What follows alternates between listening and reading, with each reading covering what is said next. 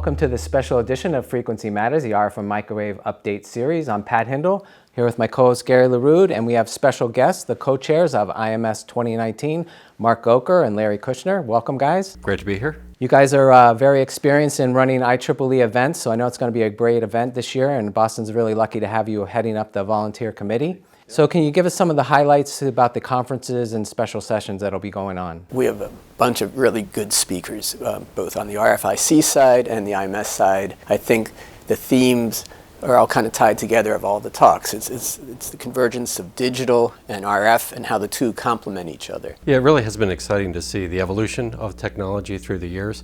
You know, Larry and I have been partners at IMS 19 years now, I guess, starting back in 2000. We were co-chairs for the workshops, and then in 2009 for the co-chairs of the TPC. Yeah, I remember that. And now general chairs of IMS. But through the years, you know, it was certainly much more RF only centric.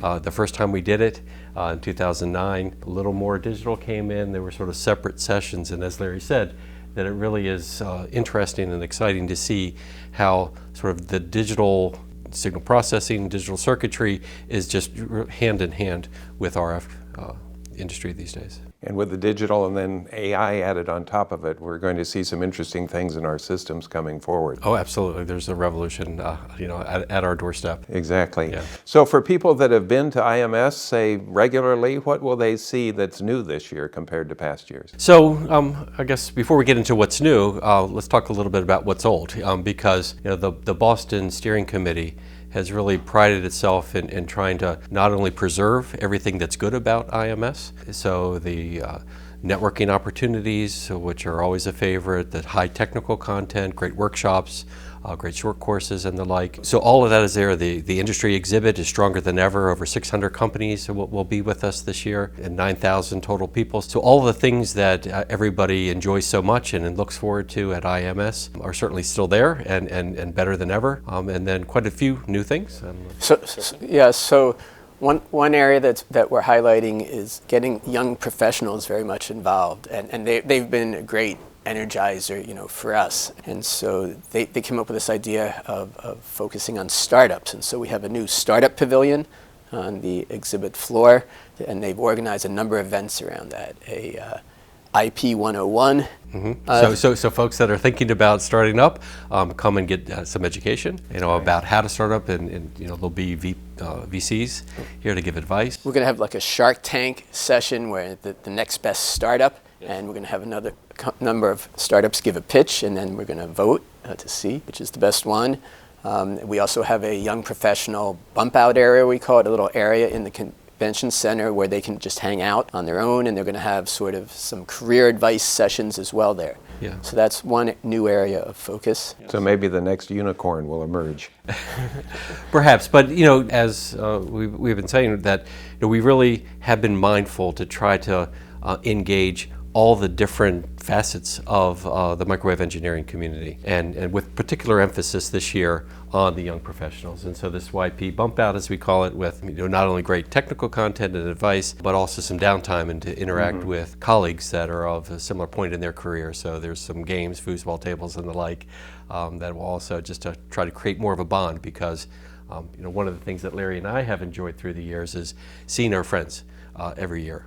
And so this is a great opportunity for those friendships to get established. Along the theme that Mark mentioned earlier about combining the old with the new, we've had the interactive forum at the conference since I've been going, where speakers present their material one-on-one, which I really like. I get a lot out of talking to the speakers. But we've enhanced it this year. We added this something we call S2P, which is basically 60-second presentations where the interactive forum speakers get to pre-record a video of themselves, 60 seconds long, and we're actually have those posted now on YouTube, and they'll be playing as you walk into the interactive forum and right by the entrances, and so you can look at the videos and see who you want to go listen to. So that's sort of a new feature enhancing. Sure, but you can, you know, not only will they be at the convention, but you can also get to them before the convention, and you can sort of as Larry said, see which ones are your favorite, because I know the way that I like to engage the interactive forum presenters is to start with, hey, can you give me the 60-second overview of what you're doing? Sometimes that's enough. Maybe don't resonate strongly with that technology, but I've learned something from that. Other times it's like, oh, this is great, and I dig in deeper just to, at the specific place that I want to go. And so this provides more opportunity for people to get that sort of overview, so that they can then get on their list of, these are the speakers that I need to get to, because often the speakers at the interactive forums are busy with other people, and you sort of standing around waiting for your turn. This hopefully will make that a little more efficient. Another area that we've kind of enhanced, and maybe it's a back to the future thing, but basically on the workshops, we had gotten to the point where we're just handing out box lunches, and people would just go and split up and just sit outside or whatever, but we wanted to encourage the interaction. So what we're doing this year is we're going back to having a banquet lunch where everyone goes into a room and then goes and sits around round tables and hopefully stays there and interacts with the people that they were in the workshops with. Yeah. So we're really trying to encourage the interaction, because coming to the conference, you can just sit there and watch papers, but that's not really what it's about. It's really about interacting with people one-on-one, talking to the authors, talking to the people who are experts, the people who wrote the textbooks. Everyone's here. Yeah, you can't underestimate the value of networking. It really is all about that and the technical content. And so you kind of covered it before, but can you go over like some of the keynote talks or special speakers that'll be on hand? So the RFIC conference is earlier in the week. So on Sunday night, we have 2 speakers. We have Michael Peters of IMEC, and he's going to talk about sort of next generation devices beyond CMOS and what it might take to get to hundreds of gigabits per second, or 3D stacking of devices. So that'll be a very interesting talk.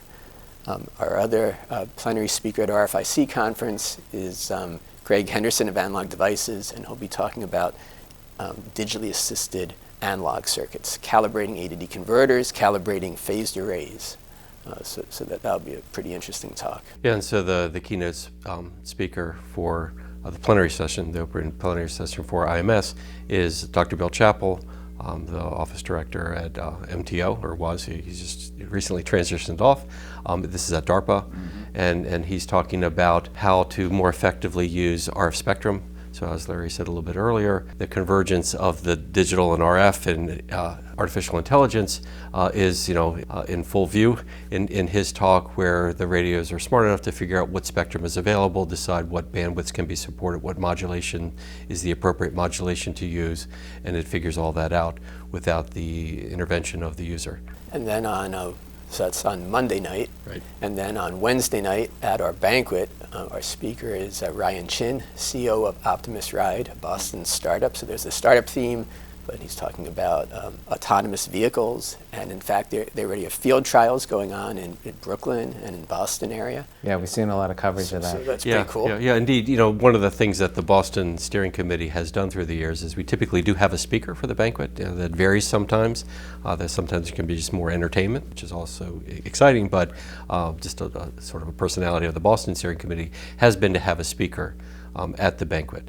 And this year, we were very fortunate to get Ryan Chen to sort of continue the theme.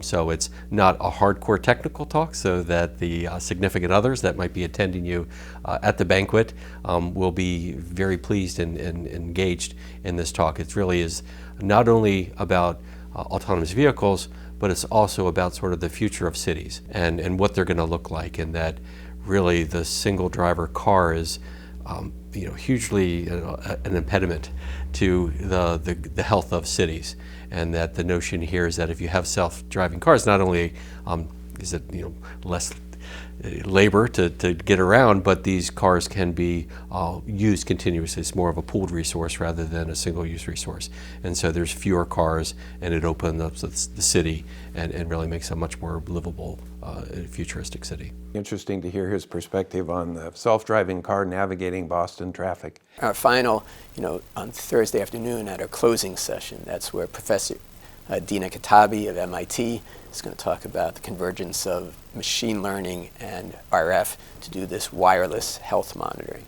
Yeah, very fascinating work that monitoring sort of at standoff, almost reminiscent of the Star Trek tricorder days where, you know, you just wave a wand that it can keep track of people through walls and you know, not only know where they're at, but understand the status of some of their vitals. You know, their heart rate, but things like, you know, they can distinguish between an elderly person walking and say a younger person who's there helping them out, and they can track them separately. And just by machine learning, learning the patterns, you know, of how they move around, or they can detect if they fall, you know, and they can do it through the walls without the person wearing anything on their body. Really, really interesting work. And just scavenging ambient RF in the environment. Well, you must be counting the days probably until IMS starts. What are the things you're looking most forward to, aside from maybe being able to rest once the conference is over? So first, it actually, you know, it's certainly a work, but it isn't overwhelming. We have such a great steering committee, such great support from the professionals that are the continuity year to year. You know, really the way that IMS is set up and run is that there is this constant blending of keeping things that are working well and the local steering committees adding sort of their new twists. And that way the conference is always fresh, it's always evolving, so that it's current. You know, so among the things that we've done is a significant upgrade to the mobile app this year. Our goal is over the next few years that the mobile app will be the interface to the symposium, where not only will it tell you what the schedule is, you can download papers. I think new this year is that we actually download the IMS papers, or the actual slides. The actual slides that are presented, you can download to your phone and look through follow rather along. than taking notes. Interesting. Right. You know, you'll have access to that. It's a great immediately. feature, yeah. Right. So the work itself is, you know, a labor of love for sure. We're very committed to it, but you know, I think the interactions is really the highlight for sure. There are lots of little things that are going on, but the interactions overall with the colleagues that we've known for years. Sometimes we see them other places. Sometimes this is the only place that we see them. So for me, you know, as Mark said, it's the social interactions and I'm kind of like food. And then so we have, you know, Boston, we have the luxury that this conference is very successful when it comes to Boston, and so we're able to have, we're going to have very nice events. So The we're social going to events, yeah, we're going to have so right after the plenary session on Monday night, you can walk across the street to the World Trade Center. You know, we're going to have a industry-hosted reception for, you know, thousands of people. We're going to have street performers entertaining there. We're going to have hip-hop dancers, acrobats. And a wide variety of foods, some you know, lobster rolls, and, you know, chowder, sort of a you know, New England something flair for to it. everyone, food-wise, and, you know, so I think that's going to be really good. RFIC has a nice reception on Sunday night. We have a woman in microwave event on Wednesday night at the Envoy Hotel. That's going to be a really nice venue. And right before that's a panel session, which is talking about the challenges for women in the microwave field. You know, we've made progress, but we have some excellent speakers there. Right. The Young Professionals Social is on Tuesday night. They're going to a local bar, a restaurant called Coppersmith. That's a really cool that's a good venue. place. Yeah. You know, they have indoor food trucks, you know, and games. You know, I kind of want to go to that. Yeah, it's going to be too many things for us to go to. You know, after the closing session, we're going to have a reception right on the third floor of the Boston Convention Center, overlooking the city.